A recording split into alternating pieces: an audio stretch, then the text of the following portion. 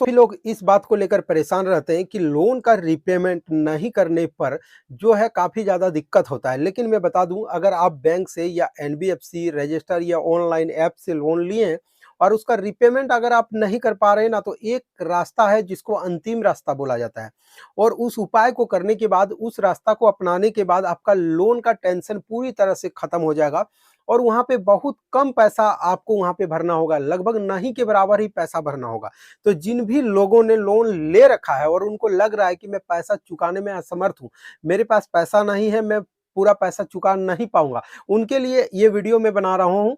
और इस वीडियो के अंदर मैं आप लोगों को बताने वाला हूँ कि अगर आप किसी भी रजिस्टर्ड कंपनी से लोन लिए और उसका पैसा नहीं चुका पा रहे हैं, तो कंपनी के पास क्या राइट है, क्या अधिकार है, क्या वो आपके खिलाफ लीगल एक्शन लेता है और लेता भी है तो कितना दिन में लेता है। और अगर कोई कंपनी आपके खिलाफ जो है लीगल एक्शन ले भी ले, तो आपको क्या उपाय करना चाहिए और जो कस्टमर है जिन्होंने लोन लिया है उसको क्या अधिकार है। यानी कि पूरा डिटेल्स में आज हम बात करने वाले हैं कि लोन का रीपेमेंट नहीं करने पर क्या होगा और लोन का जो पैसा लिया गया है उसको कैसे कर कर मतलब जो समाप्त किया जाए, जैसे कि लोन का टेंशन ही पूरी तरह से खत्म किया जाए, उसी बारे में आज बात करेंगे। तो चलिए वीडियो शुरू करते हैं। हेलो दोस्तों, नमस्कार, मैं हूं आपका दोस्त मुरारी गोस्वामी और अगर अभी तक आपने हमारे इस यूट्यूब चैनल को सब्सक्राइब नहीं किया है तो सबसे पहले हमारे चैनल को सब्सक्राइब कीजिएगा और बेल वाला नोटिफिकेशन को बेल ऑफ करना ना भूलिए, क्योंकि मैं इस चैनल पर लगातार इस प्रकार की इन्फॉर्मेशन वाली वीडियो आप लोगों को प्रोवाइड करवाता हूँ। तो फ्रेंड देखिए, आप बैंक से लोन लिए हैं तो वहां पे आपको सिक्योर लोन मिलता है, ठीक है। लेकिन अगर आप किसी एनबीएफसी रजिस्टर कंपनी से लिए हैं, एनबीएफसी रजिस्टर कंपनी का मतलब हो गया जैसे कि क्रेडिट बी, धानी, किस्त, रुफिलो, जो प्ले स्टोर पर अवेलेबल है और जिसका डाउनलोड मिलियन पर है और वो कंपनी एनबीएफसी से रजिस्टर है। ऐसे कंपनी से लोन लेने के लिए आप अपना डॉक्यूमेंट्स उनको देते हैं, जैसे कि पैन कार्ड, आधार कार्ड, बैंक डिटेल्स, और ये सारा डिटेल्स देने के बाद आपको लोन मिलता है। लेकिन यहाँ पे मैं आपको बताऊं, ये जितने भी लोन है ना जो प्ले स्टोर से दिया जाता है, जो एप्स के माध्यम से लेते हैं, जो आप गूगल से सर्च कर कर लेते हैं, जिसमें आपको कोई गारंटी नहीं मांगा जाता है, कोई प्रॉपर्टी आपसे नहीं दिखाने के लिए बोला जाता है, तो ऐसे लोन को आरबीआई क्या कहता है, अनसिक्योर्ड लोन, ठीक है। अब अनसिक्योर्ड लोन का अलग फंडा है और सिक्योर्ड लोन का अलग फंडा है।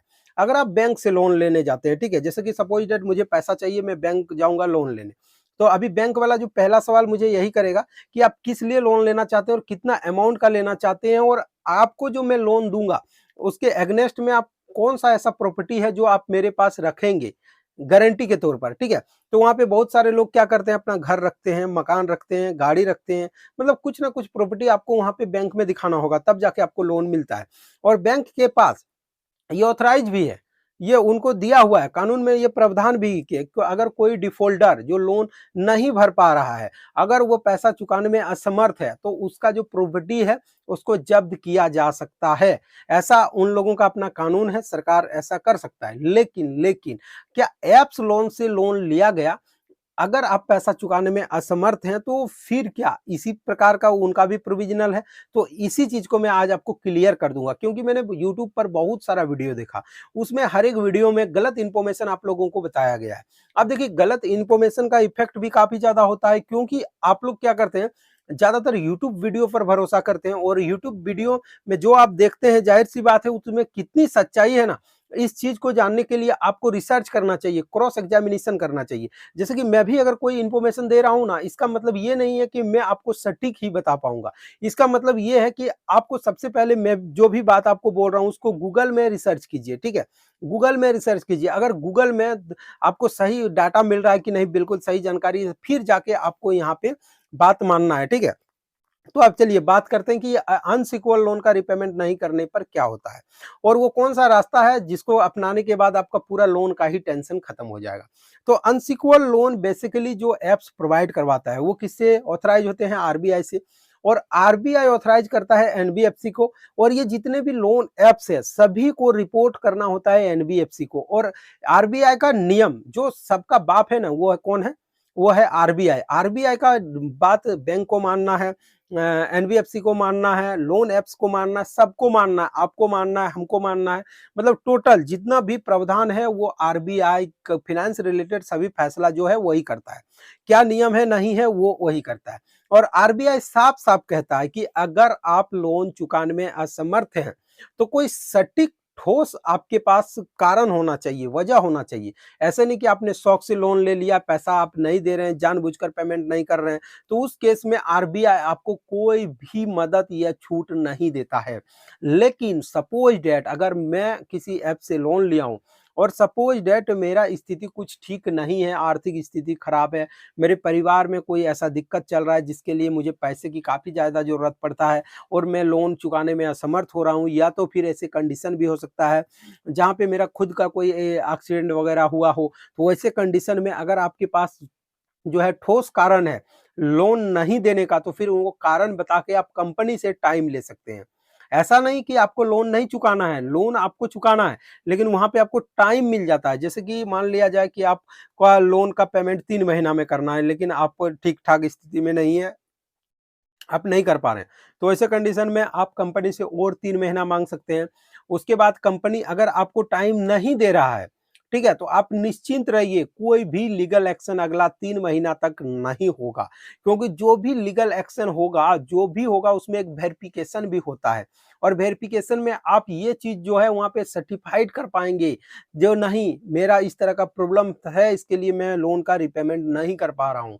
तो ये तो है कि आप अपना दिन को कैसे आगे बढ़ा सकते हैं। अगर रियलिटी में कोई दिक्कत है, कोई प्रॉब्लम है, तो बिल्कुल डरना घबराना नहीं है, आरबीआई ने साफ कहा है, ठीक है?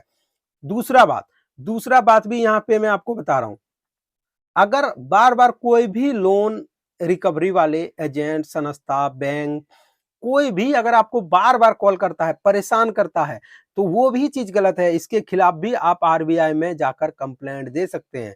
इसके लिए आप www.rbi.com का जो ऑफ़िशियल वेबसाइट है, उसमें भी जाकर आप अपना शिकायत उस कंपनी के खिलाफ आप करवा सकते हैं और वहाँ पे जो भी आपका ठोस जो भी कारण है, उसको वहाँ पे दिखा सकते हैं। वीडियो क्लिप तक आप वहाँ पे दे सकते हैं कि मेरे इस तरह का दिक्कत होता है। अगर रिकवरी वाले आपको परेशान कर रहे हैं, रास्ते में जाते हुए, ऑफिस में जाते हुए, फिर भी आप कर सकते हैं क्योंकि आपके पास कारण है। लेकिन बेवजह कोई भी कंपनी का पैसा जो है नहीं चुकाने का मन ना बनाएँ, क्योंकि ऐसा करने से आपको काफ़ी ज़्यादा दिक्कत होगा, आपका सिविल खराब होगा और काफ़ी ज़्यादा आपके ऊपर कानूनी कार्रवाई भी किया जा सकता है। क्योंकि ये जो कंपनी होते हैं ना, ये जो ऐप्स होते हैं ना, बहुत बड़े-बड़े कंपनी होते हैं। अगर वो चाहे तो आपके खिलाफ बहुत सारा जो है कंप्लेंट वगैरह कर सकता है, लेकिन वो लोग करते नहीं हैं, आपको टाइम देते हैं।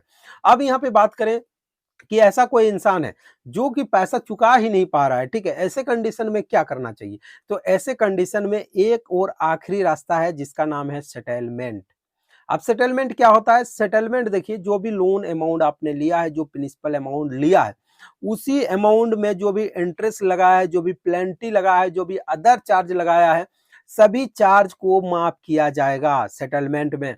उसके बाद जो प्रिंसिपल अमाउंट है, जो आपने लिया है वास्तव में, जैसे कि 10,000 का लोन अगर आपने लिया है, इंटरेस्ट, पेनल्टी, अदर चार्ज लगा के वो उसका जो पूरा अमाउंट है 15,000 हो गया है, तो आपका 5,000 माफ हो जाएगा और 10,000 पेमेंट आपको करना होगा। अब उसमें भी बहुत सारे ऐसे लोग हैं जो 10,000 भी पेमेंट नहीं कर पा रहे हैं, तो वैसे कंडीशन में लोन कंपनी और उस कस्टमर के बीच जो समझौता होगा वो 8,000 में भी हो सकता है, 7,000 में भी हो सकता है। ऐसे करके आप अपना लोन को बिल्कुल क्लियर कर सकते हैं, लेकिन लोन सेटलमेंट करने में एक परेशानी है और एक नुकसान भी है आपको। यहाँ पे आपका सिविल रिपोर्ट होगा और सिविल रिपोर्ट होने से आपका सिविल डिक्रीज होगा और डिक्रीज होने के बाद आपको जो है लोन मिलने में काफ़ी परेशानी होगा। यानी कि मैं कहूँ तो सेटलमेंट होने के बाद भी वो आपके सिविल में दिखेगा कि आपने जो है सेटलमेंट किया है। इसीलिए मैं कह रहा हूँ कि रास्ता सिर्फ एक ही है सेटलमेंट का, लेकिन वो लास्ट और अंतिम रास्ता है। उस रास्ते में आप तभी जाइएगा जब आपको लग रहा है कि मैं दोबारा फिर किसी कंपनी से लोन नहीं लेना चाहता और मैं यहाँ पे कोई भी पैसा चुकाना नहीं चाहता। तो जिन भी लोगों का ये कमेंट आ रहा था कि सर कोई ऐसा उपाय है जिससे मुझे लोन चुकाना ना पड़े, तो सिर्फ यही रास्ता है जिसमें आपको अपना प्रिंसिपल अमाउंट चुकाना पड़ेगा।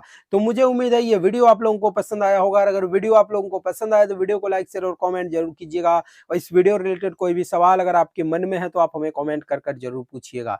तो चलिए फ्रेंड, मिलते हैं किसी अगले वीडियो